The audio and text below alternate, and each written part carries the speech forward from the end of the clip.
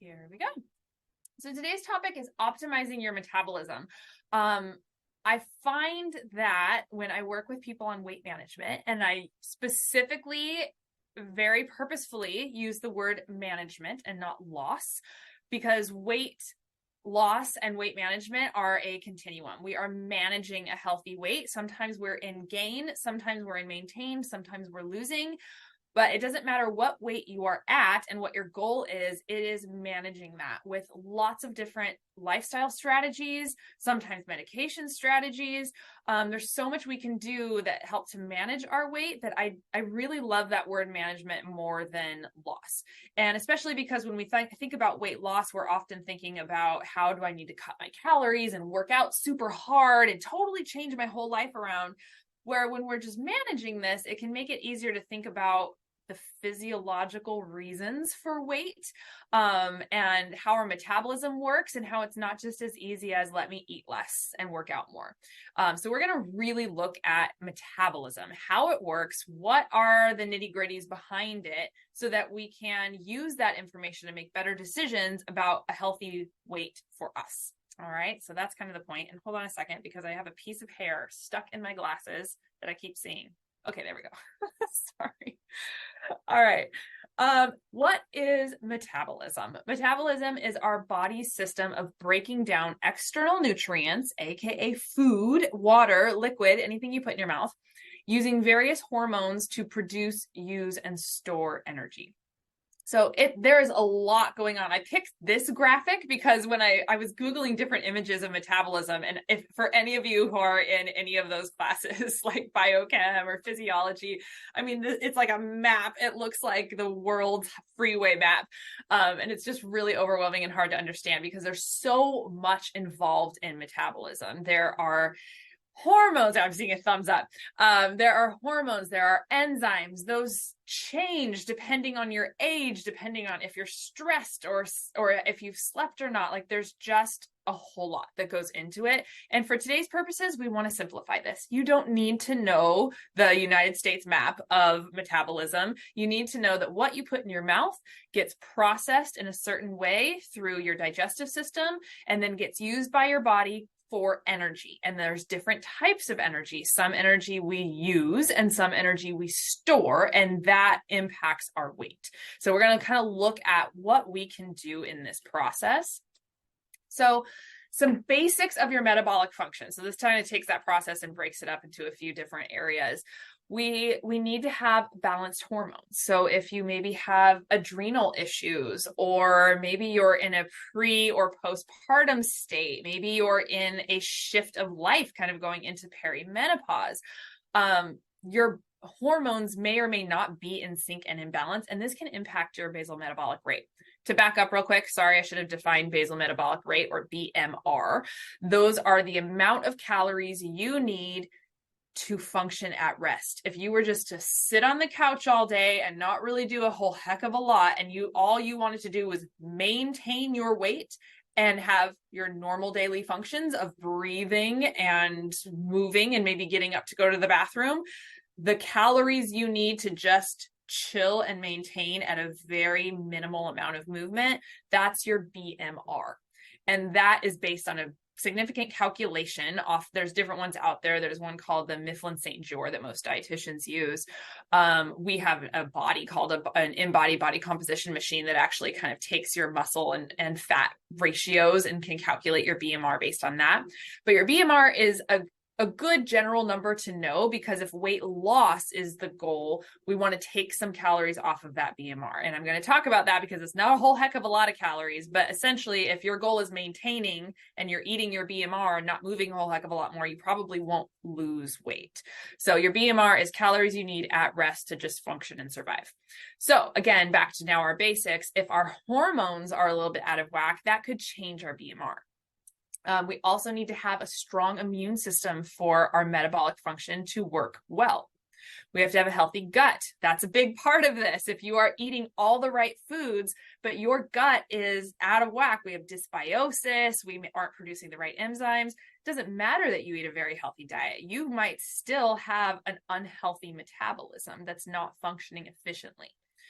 Same with healthy blood flow. We have to have good cardiac function for our metabolism to work efficiently, because all of those little bits and pieces of the food that we eat need to get to where they need to go, to all the different cells everywhere.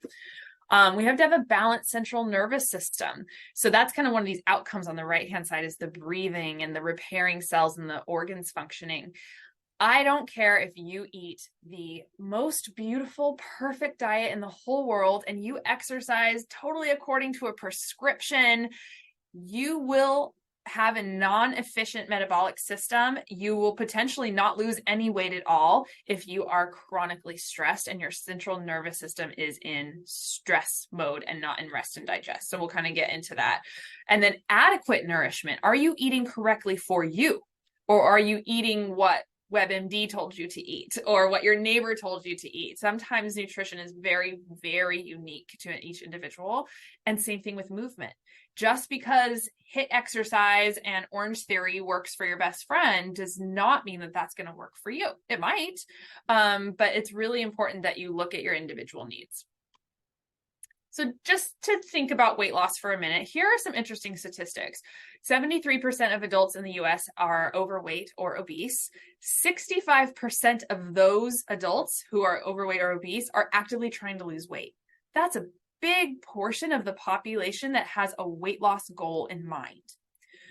50% of adults in the US have at least one chronic disease. So a good majority of the people with overweight or obesity probably are also struggling with diabetes, heart disease, something along those lines. And the most frequently cited way to lose weight. So all of this majority of the population, about 3/4 of the population, or I guess a little bit less than 3/4, 65% that's trying to lose weight, is trying to do it with exercise, reducing how much they eat, or just eating more fruits and vegetables.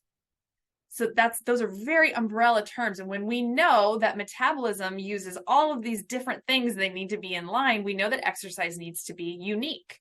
We know that just reducing food intake and not looking at the actual nourishment of the food may not actually work, especially if we're overly stressed or over or under exercising. And just eating fruits and vegetables probably won't work a whole heck of a lot either. What if we have a gut dysfunction? By eating more fruits and vegetables, if we're not breaking those down, we're just creating more bloat for ourselves. So I show this to you in hopes that I'm kind of convincing you that learning more about the functions of your metabolism and finding your own unique needs is more important than just saying exercise and eat less. Exercise more, eat less. So how can you contribute? What contributes to a slow metabolism? Gender, genes, hormones, these are things we cannot change, right? We cannot really do anything about these things. But everything in bold, inadequate or excessive nutrient intake, either end of the spectrum, will continue to contribute to a slow metabolism. So a lot of times, this is probably the biggest thing that I find when I work with people who are trying to lose weight, is they're just eating so much less. And initially, for the first month to 3 months, this will work because your body's just going to shed calories. But eventually, if you are not eating enough or not eating enough of the right nutrients, your metabolic rate will slow. And your BMR will keep going down, down, down, that number of calories that you need to eat just to survive. And if that keeps going down just to survive, you're never going to lose weight because you can't eat less than the BMR if the BMR is already reducing. So we need to make sure we're eating enough to actually get to a healthy weight. Chronic inflammation. So if you have a chronic condition, you're probably going to have inflammation going on. And if you're not addressing that, you're going to have a slow metabolism. Dehydration. If you've been to any of my other seminars before, I give the analogy of our cells being a plump grape, and that's how nutrients can flow in and out really easily. If you are dehydrated, that grape shrivels up into a raisin and things can't get inside, they bounce off. And so our metabolism slows down.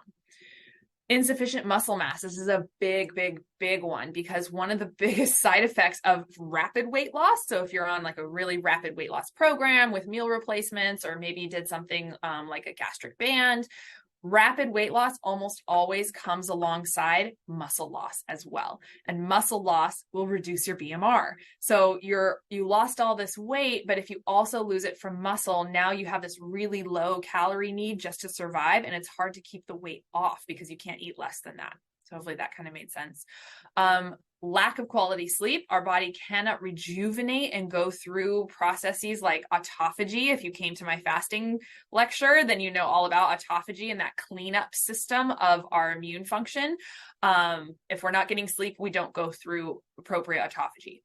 And chronic stress is kind of the same idea. If you're in that chronic stress mode, then you're chronically inflamed. Therefore, we cannot have an efficient metabolism. So what do we have control over of this list? Everything in green. Everything in green we can do something about. I cannot change my genetic makeup. I cannot change my actual hormone production. I mean, a little bit, I guess, with medication. I cannot change exactly how I was born, but I can change all of these other areas. So let's look at those. So first of all, eating enough food. So you do want to know what your BMR is. So you can literally Google BMR calculator, and there's a bunch of them out there. And you plug in your height, your weight, your sex, your physical activity number. You can also get on a body composition machine. A lot of gyms have them now. We have one at the wellness center. Consume adequate calories. So find your BMR, and if weight loss is your goal, 500 calories less per day.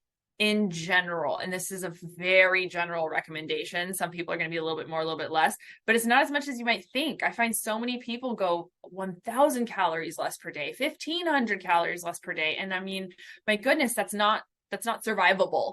So it's 500 calories per day less than your BMR is a general good starting place for weight loss.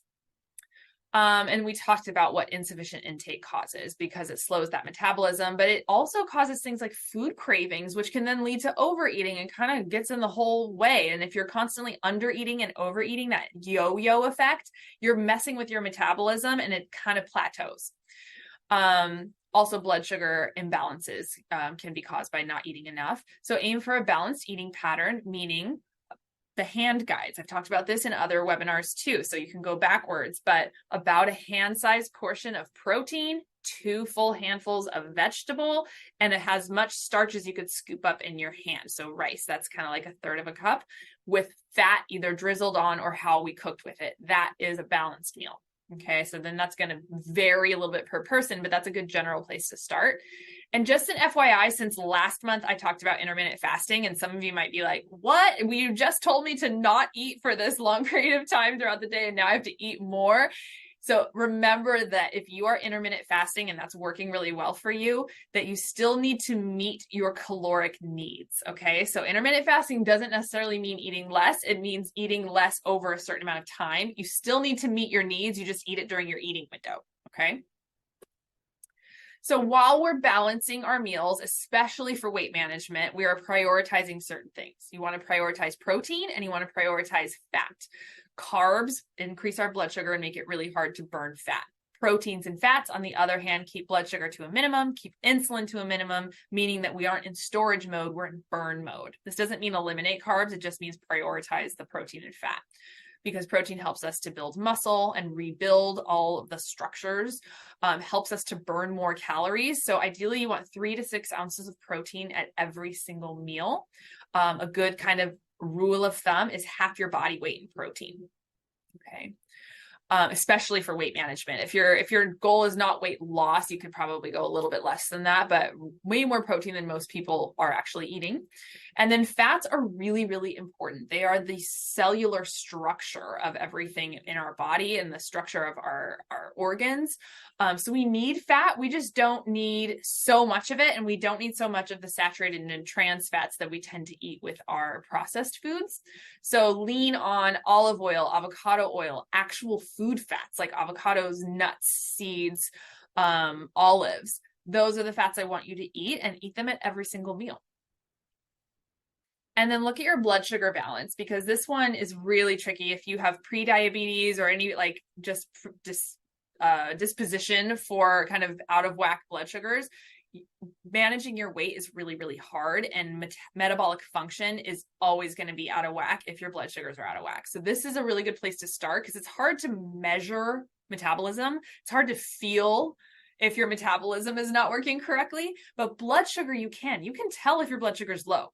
right? You can usually, even if you're really in tune with your body, you can tell if your blood sugar is high just by feeling it.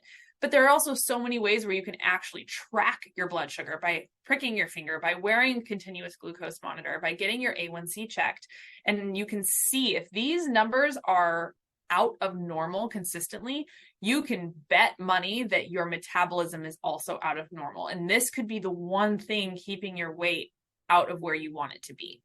So check in with your blood sugars, whether you have a continuous glucose monitor, whether you just kind of check your numbers now and again. I've done a webinar on blood sugar management, so go back and check that.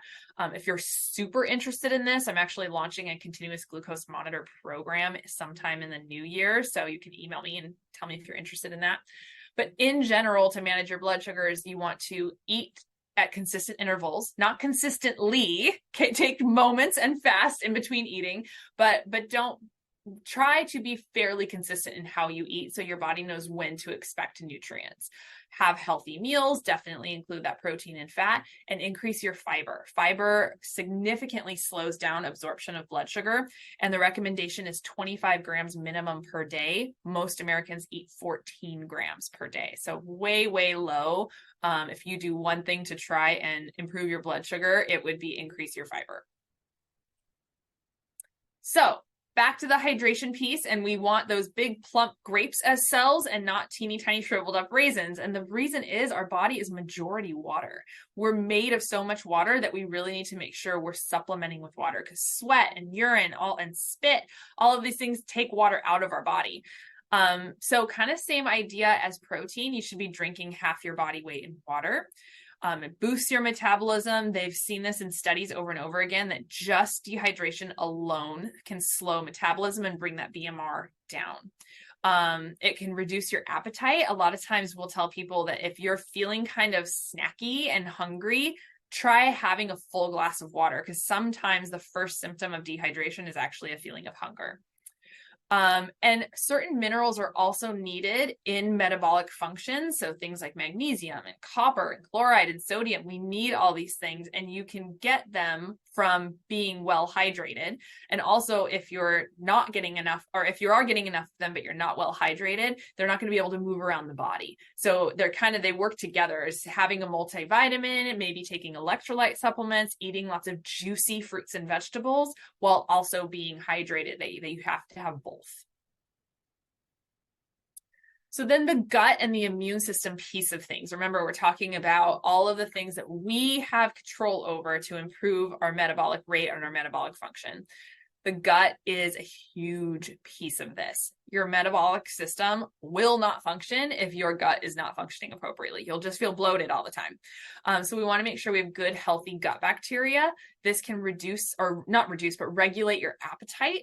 It can also control your glucose metabolism. So when we have dysbiosis, we usually also have insulin resistance. So they all kind of go hand in hand, all these things I'm talking about. Yes, we want to balance our blood sugars, but maybe that starts with our gut. So ways that we can improve our healthy gut are eating a varied diet of lots and lots of plant foods. So the more fiber you eat, the more food you are feeding your gut. So those probiotics you hear all about, everyone's taking pills to get probiotics in, those are bacteria, and the bacteria have to eat something to live. If they eat sugars and unhealthy oils, they often can turn into pathogens. If they eat fiber, they continue to thrive as probiotics in your gut. So yes, those probiotic pills are great, but if you're not eating enough fiber, it doesn't really matter. They kind of die off or they turn into pathogens. So at least 5 cups a day of fruits and vegetables or other plant fiber. And then ideally get your probiotics from food. You don't have to buy a really expensive supplement if you're having every day a serving of yogurt, kefir, sauerkraut, or kimchi. Those are great sources of probiotic. They have more per even tablespoon when it comes to sauerkraut than a whole capsule typically. And then avoiding as much of the ultra processed foods as possible. And these same exact recommendations work for your immune system. So that's going to help you reduce inflammation as well. So far we're learning lots and lots of plant foods with lots and lots of fiber. Make sure that we are eating lots of protein and not avoiding fat, but avoiding ultra processed foods. In general, this is my messaging every single time you've been with me, but now we're looking at it from a metabolic perspective. So that muscle wasting piece, muscle wasting is a huge side effect of inflammation. So if you have an inflammatory condition, it's also one of the biggest indicators of regain when people lose weight, because they're not eating for that reduced muscle, because muscle burns fat too. And so we want to make sure we're being very aware of building our muscle as we are losing weight potentially. So if you're on a weight loss program, if you're taking weight loss medication, any type of thing where you're losing a significant amount of weight, you should be very aware of having a resistance training exercise in addition to that program, because we want to build our muscle, which uses energy and builds calories. Start small. You don't need to like hit the gym and have these really intense training sessions. Ideally, twice a week, you're doing some resistance exercise, and gentle consistency is key. So you start slow, even if it's body weight, for 3 to 5 reps for a couple of sets, and you start over again. And maybe you're just starting literally in your kitchen and you're doing push-ups against your counter 3 to 5 times, and then you repeat 3 or 5 times. And maybe you do some squats on your kitchen chair, same thing, 3 to 5 times, repeat 3 to 5 times. And you, let's see, we did squats, we did arms. So there's your upper and lower body. And maybe we do some sort of like holding a plank for 30 seconds of 3 or 5 times. You can start that slow and low. Any resistance is resistance. So yoga counts as resistance if you have not been exercising a whole lot. Now, if you're a consistent exerciser and you're very fit, obviously something like doing a few push-ups against the kitchen counter isn't going to be enough for you to build muscle. But if you're fairly sedentary, you will keep building muscle from those things, and you just slowly work up. You add a little bit more muscle, you add a few more reps, you add a few more weights, until you're doing, much more intense exercises. But that starting slow is really key, because if you're sedentary, you don't need a whole heck of a lot to start building muscle. And then ideally, once you get to a point where you're like, all right, I feel like maybe I don't know exactly what I'm doing anymore, I probably don't need to just be doing push-ups on the kitchen counter, you meet with a personal trainer. And then functional movement. So AKA moderate intensity cardio. I feel like everybody they have different ways of talking about this, but the recommendation for moderate intensity cardio is 150 minutes per week, which is about 30 minutes a day. And this just means your daily movement, you're walking, you're biking, maybe you're going for a swim. It is not high intensity. You're not out of breath, but your heart rate is getting slightly elevated, more than, a saunter through the park. And it can be broken up into 10-minute segments, and you can still get the benefit. And the reason for this is this kind of keeps that metabolic pump working. It's a constant little trigger of, okay, keep moving, metabolism, keep moving. You have to move for your metabolism to work. Otherwise that BMR comes on right on down. So aim to move, whether that's walking, biking, swimming, for 30 minutes a day. And that can be broken up into 10-minute segments most days of the week. And stress resilience. So at the beginning, I was talking about how, you can eat perfectly and move perfectly, but if you are chronically stressed, your weight will not be where you want it to be. In fact, you could be gaining weight on the flip side, because if you think of that analogy of running away from a tiger, you've probably all heard this at some point now. When we're running away from the tiger, all our body needs to focus on is high intensity energy to get away from the tiger. The body does not care about digesting the meal we just ate. The body does not care about recovering our cellular function. The body just needs to sprint and run, which has a function, right? But if we're constantly in that state, we can't get out of that. We can't calm down enough to tell our body that it's safe to lose weight. It's safe to digest. It's safe for that metabolic rate to continue on. So it's one of the most important pieces that isn't focused on enough, is learning stress resilience. So HRV, if you've heard of this, it's heart rate variability. That is the amount of time in between your heartbeats, and you want it to be high. You want high variability. That is associated with a healthy, less stressed state, whereas low HRV is stressed out, usually associated with chronic disease. And I say this because now a lot of people have Apple Watches and various types of health monitors, and they'll show you what your HRV is. So it's a good indicator of how stressed am I, because sometimes we're really good at overriding our mental stress, right? Like, yeah, I'm feeling stressed, it's fine. But you look at your HRV and it's super, super low. The body is stressed, the body is inflamed. What do we do about this? So it's a good marker to be able to track what is your stress level. And then when it comes to resilience, you have to find what works for you. There's no one right way to learn stress resilience. And notice I'm not saying stress reduction. Obviously, yes, if there are things you can get rid of that cause you stress, do that. But we're never going to be able to get rid of stress. We have jobs. We live in a world with cars, and traffic and phone calls. There is stress. So it's not reducing the stress. It's finding how to get yourself out of the stress mode when stress is right in front of you. So for some people, that is deep breathing and breath work and meditation. For others, it's yoga therapy. We have a yoga therapist here who, it's not a yoga flow. She actually uses a lot of like acupressure points and breath to movement to get yourself to calm with mobility. But it doesn't have to be movement and meditation either. While those things very definitely work in all research studies, you don't have to sit down and meditate for 20 minutes every day. Just connecting with friends and laughing, having a phone call and talking to someone rather than texting can bring the HRV number up, which is a good thing. High HRV is a good thing. Dancing is so good for our stress levels because you can't help but just release. Taking a break from any and all media, even if it's just for an hour, it doesn't mean you have to like take a media detox and turn it off for 2 weeks. Well, fabulous. We can't all do that. So even if it's just for an hour, especially an hour before bed, of turning off the screens, turning off the social media, turning off all of the alerts and read or breathe or talk to the people that you live with or play a game and go outside.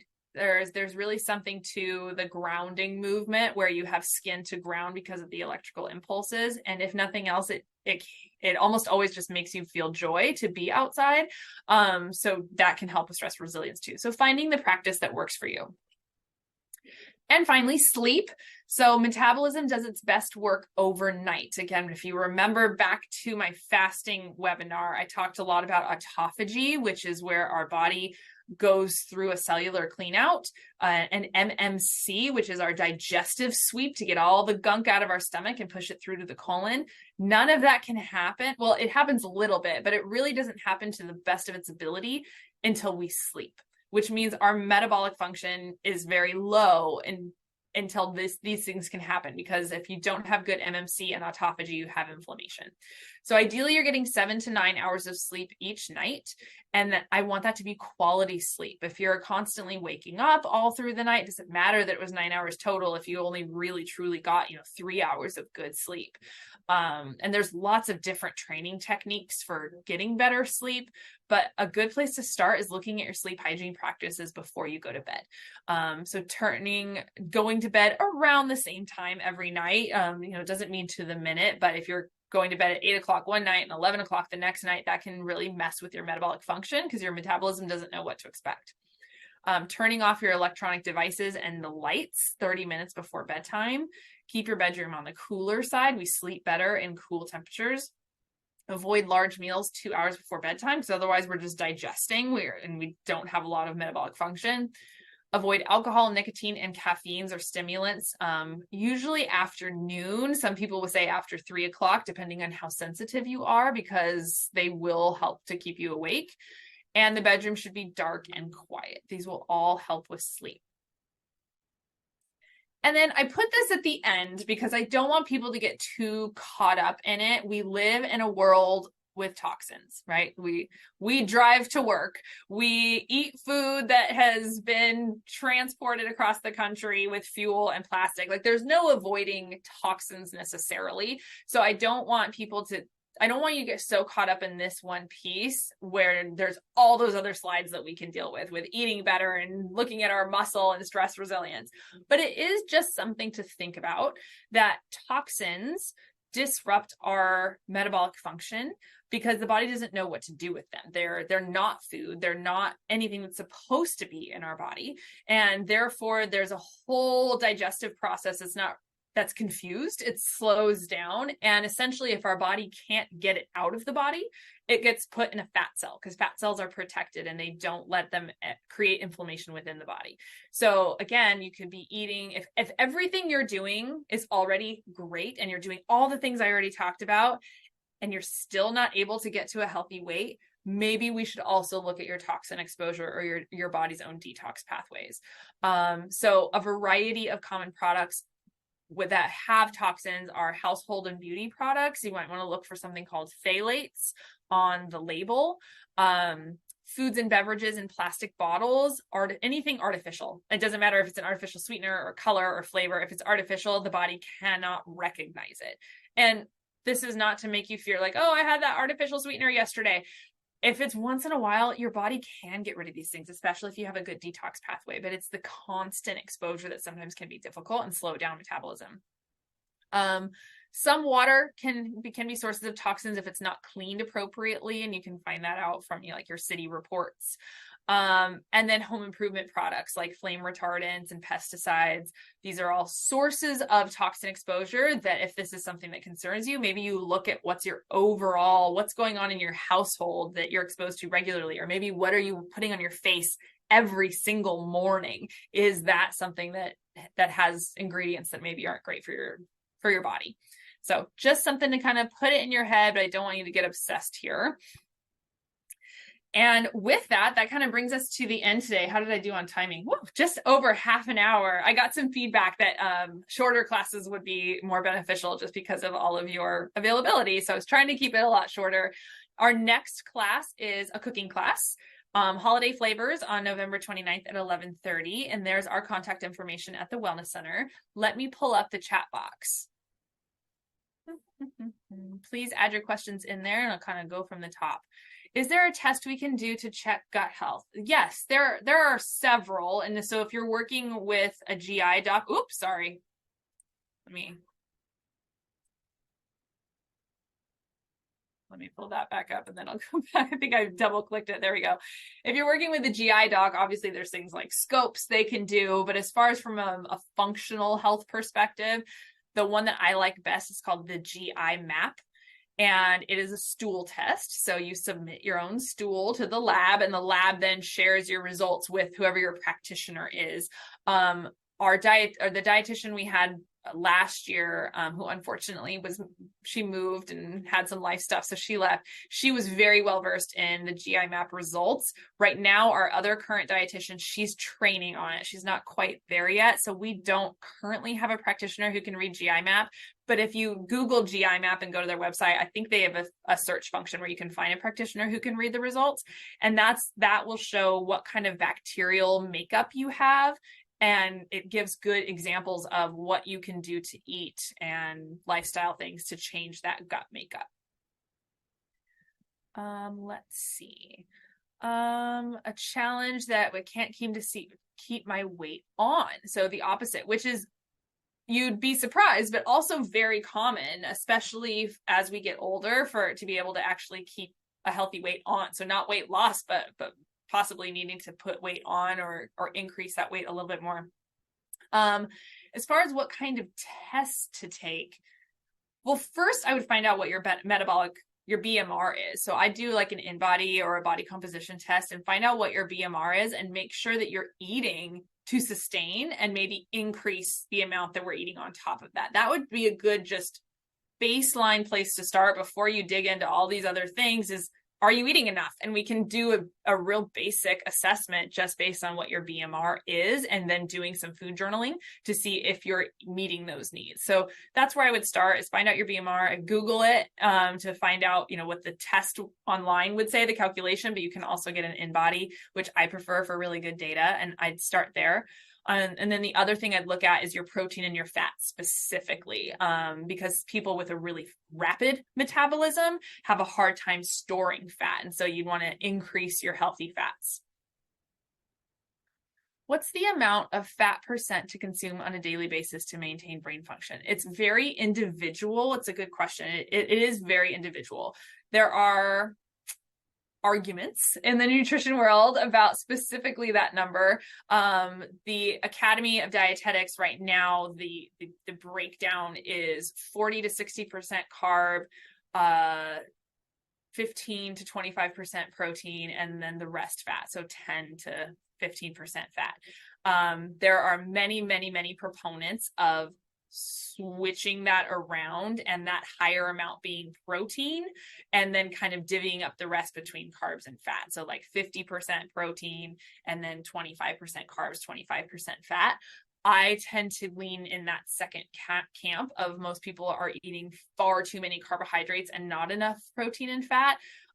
So I would, just to kind of average it out, I usually recommend somewhere around 15% to 20% fat, assuming that that fat is coming from healthy sources. And that's the caveat. If the fat is coming from like canola oil and processed foods, then it's going to be inflammatory instead. What about the impact of the thyroid? So, Joanne, if you want to give me a more specific question, if you have like specifically what is the impact of the thyroid, but the thyroid does control your metabolism. So, Yeah, that's what I was wondering. If you have hyper, or whatever, and how it impacts your metabolism. that throws a whole wrench into the works. Okay. Yeah, because that is one of those things on one of my first slides of things you can't really control. That would be hormone balance, essentially, because your hormones are imbalanced if you have a thyroid condition. So if you're hypo, you're usually going to be putting weight on. If you're hyperthyroid, you're usually going to be burning fat so much that often you're underweight. So then it becomes very individual.